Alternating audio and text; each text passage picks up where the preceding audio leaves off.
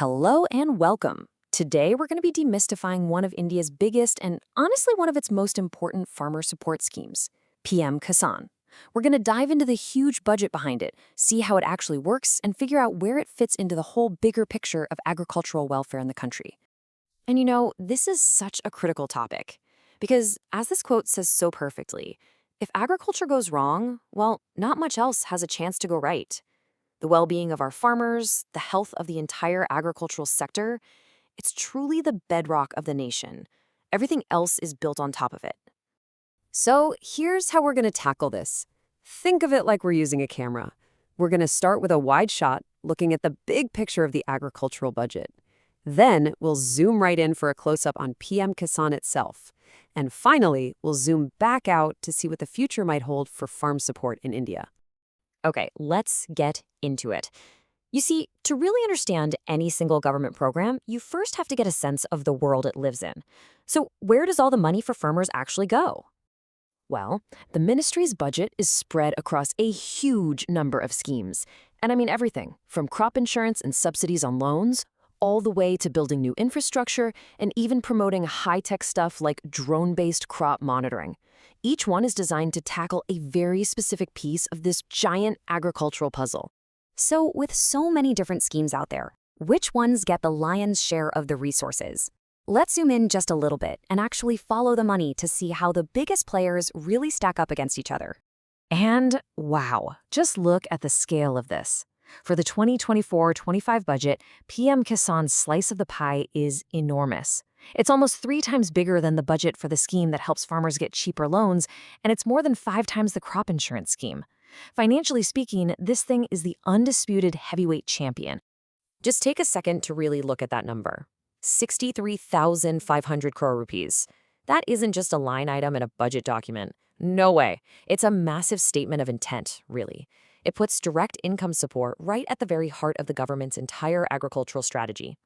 All right, so let's get that close-up we talked about.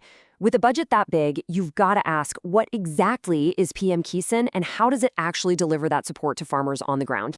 Well, if you look at the official definition, the core purpose is right there in the name. Kisan Salman Nidhi literally means a fund for farmers' respect or honor.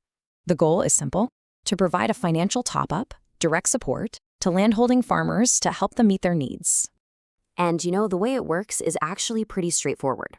Eligible farmers get 6,000 rupees a year. That amount is broken down into 3 separate payments. And here's the crucial part. That money goes straight into their bank accounts.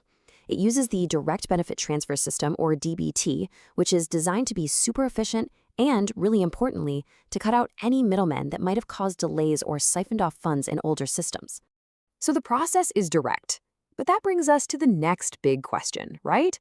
When you're spending tens of thousands of crores, how do you actually know if it's making a difference? And this is where the story shifts from just talking about spending money to actually measuring real-world impact. And this is a mindset that the government itself has adopted.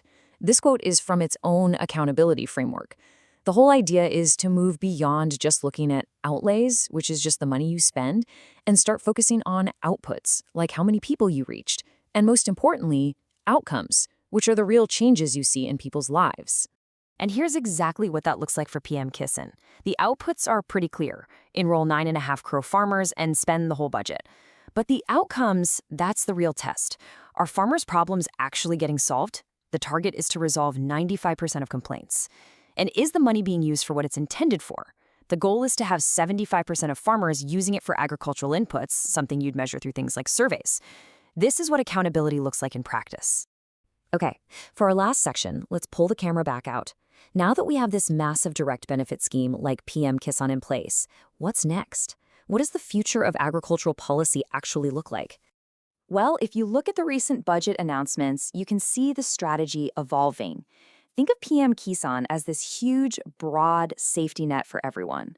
Now, it looks like the government is adding a layer of really targeted, specialized tools on top of that. These new initiatives are all about solving specific problems, like boosting productivity in certain districts that are lagging behind, creating non-farm jobs to help rural families, or building better supply chains for high-value crops. So when you put it all together, what you're seeing is a future of farm support that looks like a blend. It combines that foundation of direct cash support with these much more strategic systemic investments. And all of this is designed to build a more productive, more resilient agricultural sector. And it leaves us with one final, really important question to think about. In a world that's changing so fast, what is that perfect mix of policies that will help our farmers not just to survive, but to truly, truly thrive?